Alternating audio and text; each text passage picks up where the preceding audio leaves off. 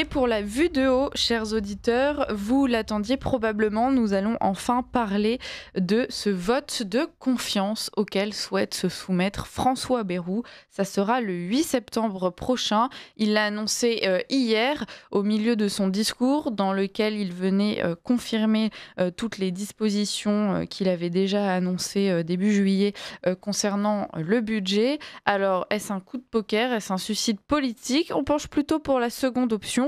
Mais nous allons en discuter avec Guillaume Bernard, historien du droit, politologue, maître de conférences, auteur de La guerre à droite aura bien lieu aux éditions des Clés de Brouwer. Bonjour Guillaume Bernard et merci d'être avec nous. C'est avec grand plaisir. Alors, est-ce que vous vous attendiez à cette annonce de François Bayrou qui souhaite se soumettre à un vote de confiance? J'avoue que je pense que beaucoup d'auditeurs ont été agréablement surpris, mais surpris quand même, puisqu'effectivement, beaucoup se demandent d'où vient d'un seul coup cette décision politique, ce dernier coup d'éclat. Est-ce que c'est une façon de partir la tête haute? Est-ce que c'est de l'inconscience de la part de François Bayrou? Non, ce n'est pas de l'inconscience, c'est un vieux renard de la politique. C'est quelqu'un d'assez pondéré et mesuré et calculateur, donc non, ça n'est certainement pas un coup de tête. Euh, Ce qui effectivement est étonnant, c'est le fait d'avoir une convocation en session extraordinaire, alors qu'il aurait très bien pu attendre le mois d'octobre et la session ordinaire pour poser cette question de confiance. Donc, à mon avis, c'est un calcul politique. Et c'est assez vraisemblablement un piège à con pour le reste de la vie de la classe politique, si vous me permettez l'expression un peu vulgaire. Donc voilà. Après, effectivement, il est vraisemblable que François Bayrou se fasse seppuku le 8 septembre prochain, que la confiance lui soit refusée, que le gouvernement doive démissionner. Il faut donc du coup se demander pourquoi il le fait. Il y a deux hypothèses, me semble-t-il, qui sont les plus vraisemblables. Une première qui est avancée, mais qui, moi, me laisse très dubitatif, c'est qu'il aurait eu peur des mobilisations qui sont susceptibles de commencer le 10 septembre. À mon avis, ça n'est pas le cas, puisque de toute façon, même si le gouvernement tombe, elles vont se faire, et étant donné qu'elles sont directement contrôlées, orientées par la gauche radicale. D'ailleurs, la date du 10 septembre, un mercredi, un type de droite, il n'organise pas une manifestation un jour ouvré, un mercredi. Il organise ça le dimanche après-midi, un jour où on ne travaille pas. Bon, donc, c'est contrôlé par la gauche et donc, par conséquent, de toute façon, ces mobilisations auront lieu. Et il l'a d'ailleurs dit lors de sa conférence de presse, il est vraisemblable, ou il est possible en tout cas, qu'elle dégénère en violence, en chaos. Bon, donc première hypothèse, il aurait eu peur du 10 septembre. Moi, je n'y crois pas trop, mais évidemment, lorsqu'on essaye d'analyser une situation, il faut envisager toutes les hypothèses. La deuxième hypothèse, c'est tout simplement que, et ça, celle-là, elle est évidemment très grave, c'est que oui, comme il l'a dit dans sa conférence de presse, la France est dans une situation financière extrêmement grave, et la situation étant quasiment inextricable, eh bien, il va refiler, alors je vais être à nouveau vulgaire ce matin, le bâton merdeux aux autres. Voilà. Euh, il se suicide politiquement parlant, pour que ce soit les autres qui soient susceptibles, eh bien, d'exercer le pouvoir à sa place, toute proportion gardée. Le prochain Premier ministre, c'est Pétain en 1940. La situation est gravissime, la France est au bord de la banqueroute, et donc par conséquent, il sortira la tête haute en ayant dit qu'il avait annoncer, proposer des solutions, et finalement, eh bien, la situation ne sera pas résorbée. Voilà. Donc, je crains que tous ceux qui ne s'excitent et ne se satisfassent du départ vraisemblable. Encore une fois, c'est pas certain en politique, il peut toujours arriver des miracles, mais que tous ceux qui s'excitent et qui se satisfassent de ce qui va arriver le 8 septembre et donc le renversement du gouvernement Bayrou, eh bien, ne se rendent pas compte que la situation risque d'être encore plus grave et encore plus délicate politiquement parlant par la suite. Alors, si, François Bayrou tente justement finalement de se sauver, tant que le bateau, flotte encore un peu, en tout cas qu'il n'est pas complètement, qu'il n'a pas complètement disparu dans les flots. Déjà, on imagine que c'est parce que, il se prépare à un avenir en politique. D'une certaine façon, il n'a pas envie, de se griller. Ça peut être inquiétant. Mais, par ailleurs, est-ce que politiquement, il ne faudrait pas jouer, finement et se dire: «Ben, tiens, on va voter, pour cette confiance à François Bayrou. On va le forcer à rester en place et à assumer cette position, et la situation dans laquelle, on se trouve». Bah, écoutez, franchement, moi, c'est ce que j'aurais fait à la place, des élus qui ont, dès hier annoncé, qu'ils, voudraient renverser le gouvernement. Parce que, il faut bien le dire, sa conférence de presse, bon, elle a duré une demi heure hier. Ensuite, il y a eu, environ une demi heure de questions. Il a été, relativement, pondéré, relativement convaincant en disant: «Voilà, je ne pose la question de confiance que sur le principe de la nécessité, eh bien, de revoir, les équilibres financiers, c'est-à-dire il y a urgence et il faudra trouver des solutions pour, d'un côté, produire plus, produire de la valeur ajoutée, produire de la richesse, et de l'autre côté, réduire les dépenses publiques et puis ensuite, ce que l'on diminuera, comme dépenses, eh bien tout cela est, ouvert, au débat. Et il a même ajouté, en répondant à une question d'un journaliste, d'un de vos confrères, que, eh bien, il n'écartait pas la possibilité, s'il obtenait la confiance, de ne pas utiliser la procédure de l'article 49 alinéa 3 pour faire passer le budget une fois que justement, eh bien, il y aura eu des discussions sur les recettes et les dépenses de l'État. Et j'imagine que la question se posera de la même manière pour la loi de financement de la sécurité sociale, puisque vous le savez que depuis le début des années 90, on a deux grandes masses budgétaires, les finances publiques et puis les finances sociales en parallèle.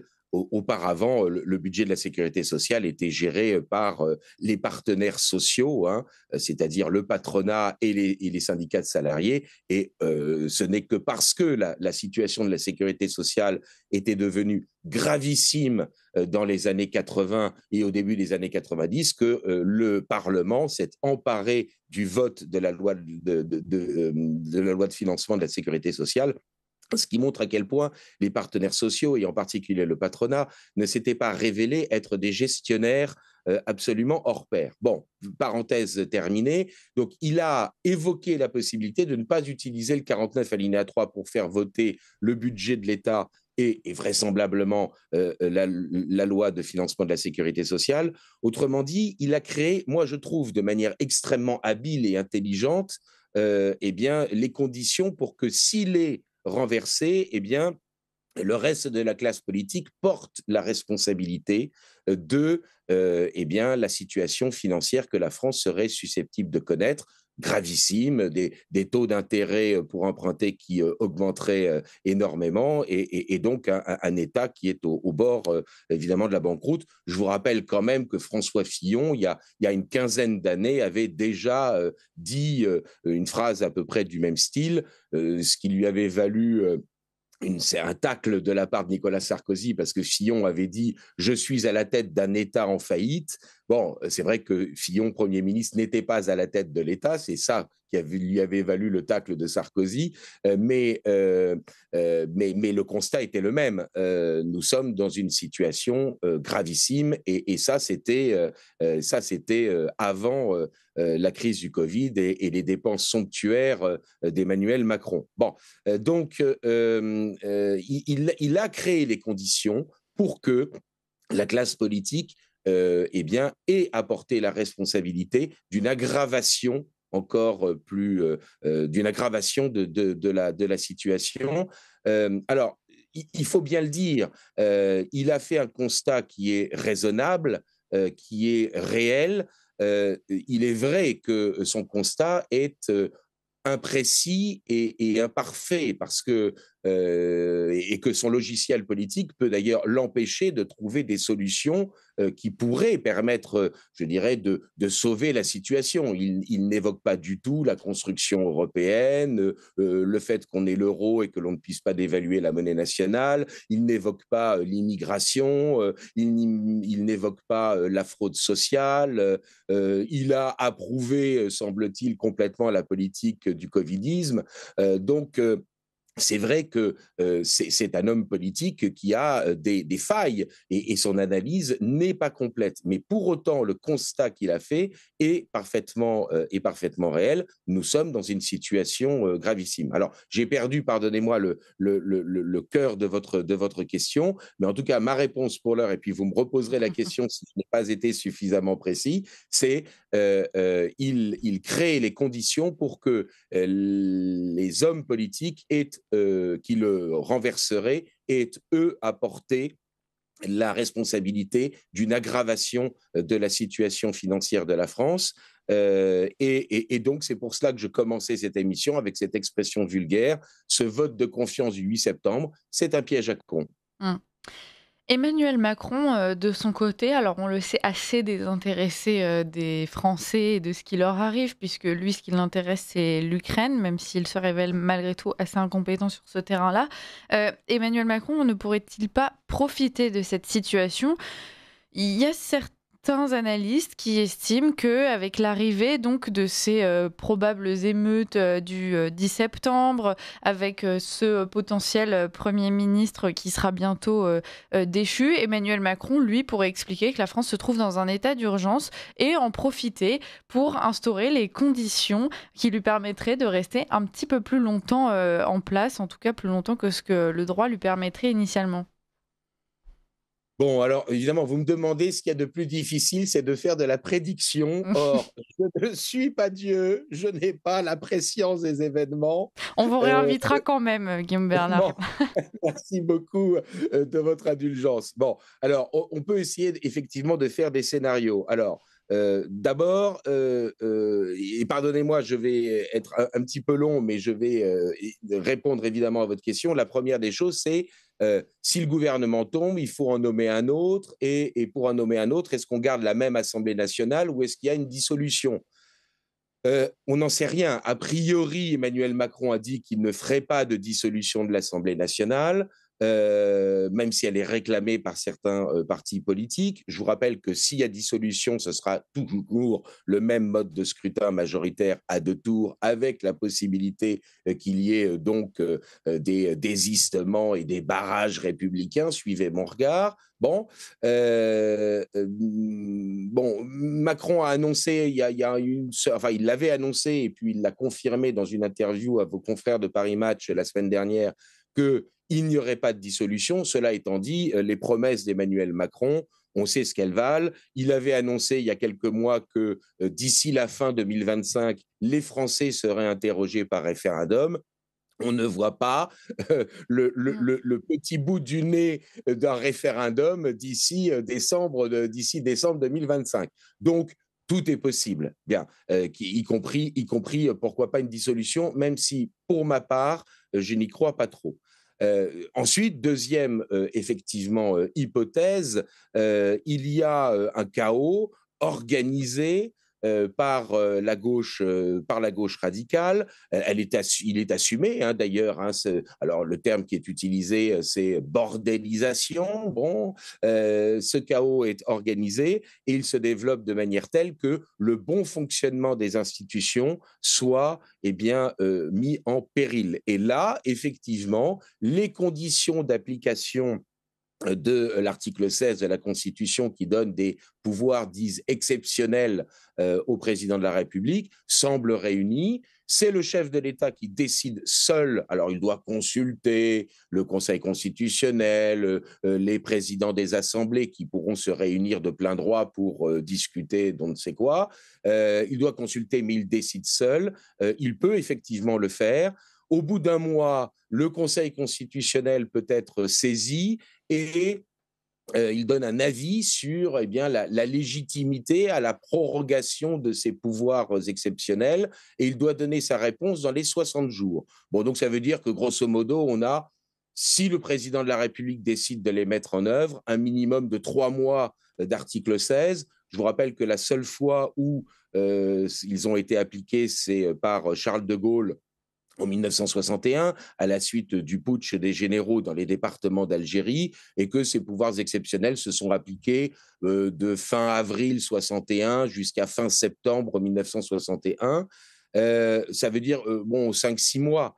Est-ce que donc l'application de ces pouvoirs exceptionnels pourrait durer jusqu'à la présidentielle et au-delà de 2027?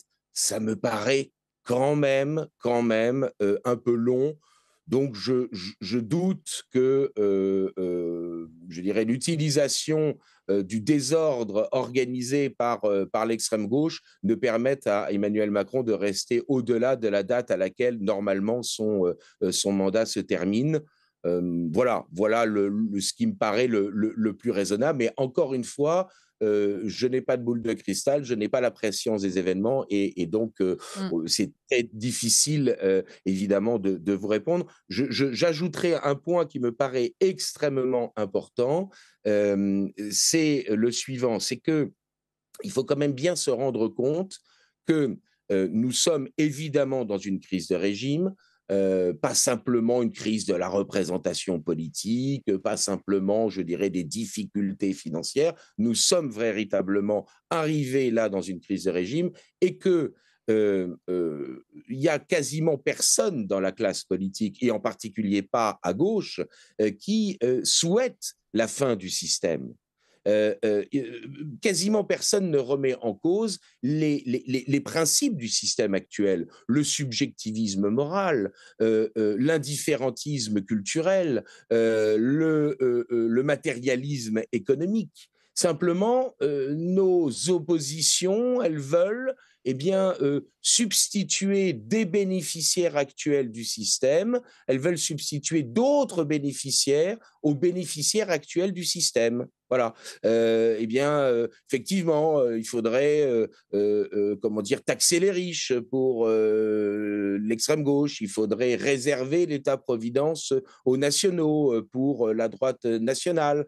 Mais dans le fond, personne ne remet véritablement en cause le système. Et donc, je ne suis pas du tout certain que s'il devait y avoir véritablement une remise en cause du régime dans un emballement, je dirais, de la contestation, eh bien, on est toujours les mêmes figures politiques. Et ça peut devenir intéressant. Mais en revanche, évidemment, un phénomène de type révolutionnaire, on ne sait jamais à quoi ça aboutit et c'est quand même extrêmement dangereux. Et c'est pour cela que je vous disais que j'ai retrouvé la question que vous m'aviez posée tout à l'heure. Je pense effectivement que les hommes politiques jouent avec le feu lorsque, eh bien, ils sont prêts à renverser un gouvernement en ne se rendant peut-être pas compte qu'eux-mêmes se mettraient dans une difficulté colossale s'ils arrivaient au pouvoir et si à quelques semaines normalement du vote du budget, eh bien, ils n'étaient pas prêts à mettre en place eh bien, un certain nombre de mesures et surtout parce qu'ils n'ont pas préparé l'opinion publique à un certain nombre de mesures. Mmh.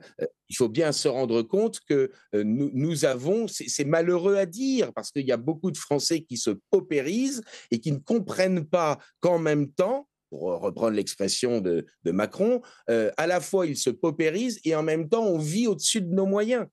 C'est-à-dire que c'est ça la situation ubuesque et incroyable qui a été créée par, je dirais, la classe politique, c'est que les Français sont dans une position de plus en plus difficile individuellement, familialement. Il y a un délitement des services publics et de l'autre côté, il y a quand même une masse budgétaire colossale où ce sont des dépenses de fonctionnement et pas d'investissement et où donc, effectivement, on vit au-dessus de nos moyens. Eh ben, ça, les hommes politiques ne l'ont pas expliqué. Et ça veut dire qu'ils seront vraisemblablement dans l'incapacité, je dirais, de prendre des mesures fortes et nécessaires et indispensables parce qu'ils ne les auront pas expliquées aux Français. parce qu'ils n'auront pas cherché véritablement à donner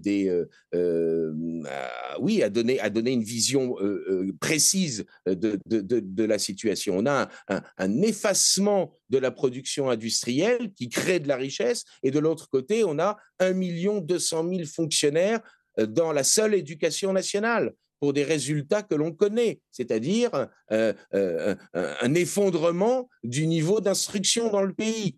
Bon, eh ben oui, ça s'appelle vivre au-dessus de ses moyens. Ne Mmh. plus avoir d'usine et avoir 1 million de fonctionnaires dans l'éducation nationale, ça s'appelle vivre au-dessus de ses moyens.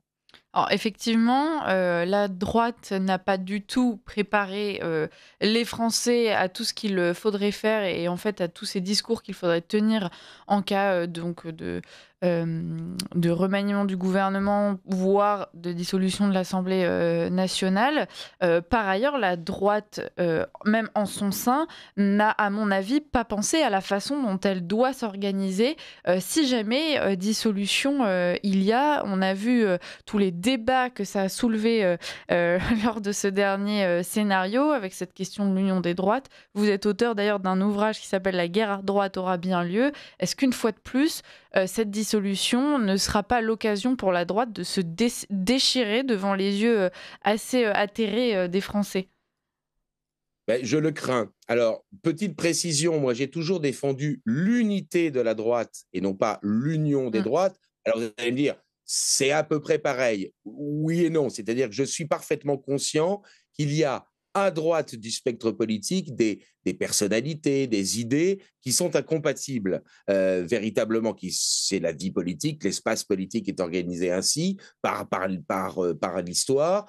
En revanche, il y a à droite des gens qui sont véritablement de droite et qui, pour des raisons personnelles, psychologiques, géographiques, familiales, sont dans des organisations distinctes et parfois se font concurrence. Et moi, ce que j'ai toujours préconisé, c'est de réunir dans une même fédération des gens qui sont certes dans des partis différents, mais qui, dans le fond, eh bien, convergent idéologiquement parlant. Je vous donne juste un petit exemple. Hein.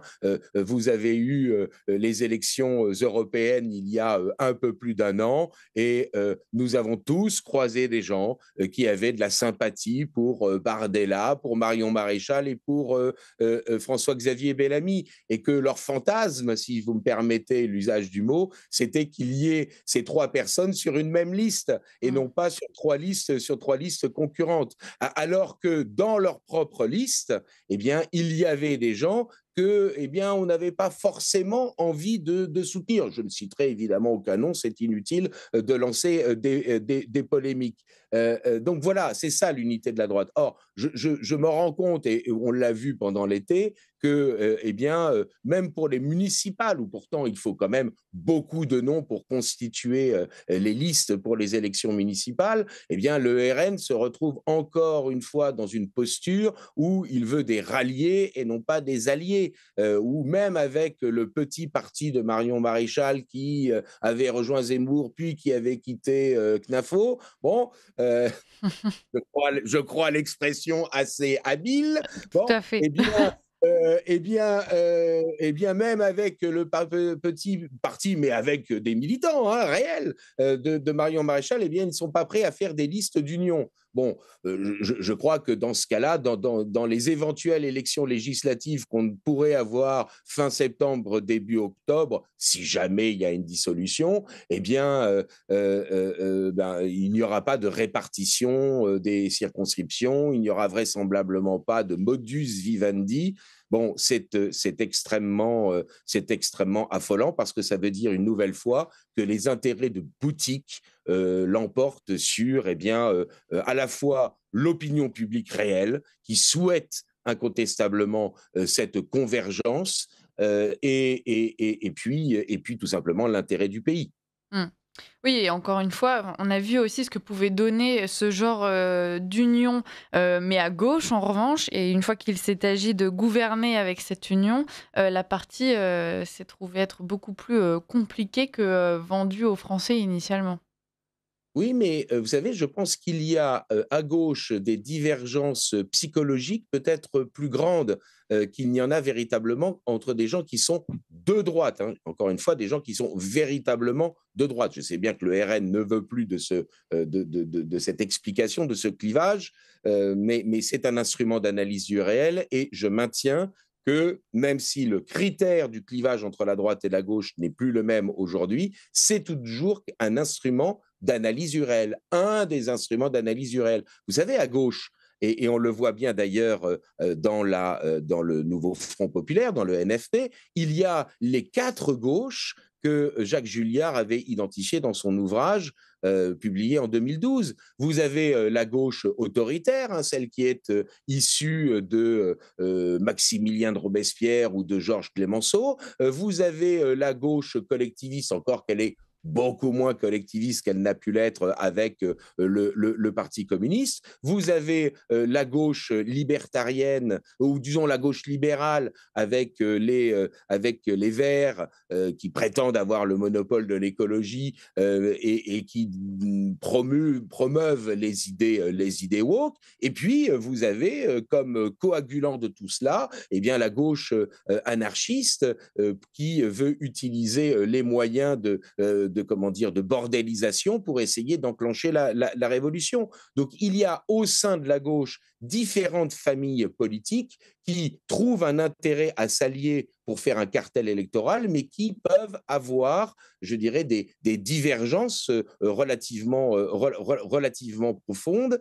Et Jean-Luc Mélenchon montre à quel point c'est quelqu'un d'assez brillant et d'intelligent, parce qu'il a la capacité, effectivement, de coaguler ces différentes tendances, sans quoi, évidemment, chacune d'entre elles ne représenterait électoralement pas grand-chose, et c'est de leur union que vient la force. Eh bien, si la droite, qui, elle, normalement, a véritablement une convergence sur un certain nombre de principes, l'idée de l'autorité de l'État, l'idée de l'identité nationale, l'idée de la souveraineté du pays, l'idée des libertés économiques ou de la subsidiarité, et enfin l'idée de la défense de la dignité de la personne, hein, ces 5 items-là, normalement, coagulent la droite, hein, autorité, identité, souveraineté, liberté au pluriel, dignité. Ces 5 items-là, ils permettraient de dégager une plateforme commune de gouvernement, à condition naturellement que les uns et les autres soient capables, je dirais, de certains compromis, parce qu'on est plus ou moins sensible à telle ou telle idée, mais c'est tout de même une plateforme de gouvernement. Cette plateforme de gouvernement, elle est majoritaire, hein, dans le pays, et en tout cas, elle est de manière écrasante, dominante à droite. Eh bien, il n'empêche que les intérêts de boutique l'emportent sur, je dirais, l'intérêt du pays. Ouais, merci Guillaume Bernard pour cette analyse. De toute façon, on va suivre tout cela de près. À mon avis, les déclarations vont s'enchaîner jusqu'au 8 septembre. Le jour J, nous serons sur le front pour suivre tout ça et on ne manquera pas de vous inviter pour en discuter si vous êtes d'accord. Merci en tout Avec cas pour ce plaisir. matin et puis à très vite. À bientôt, merci.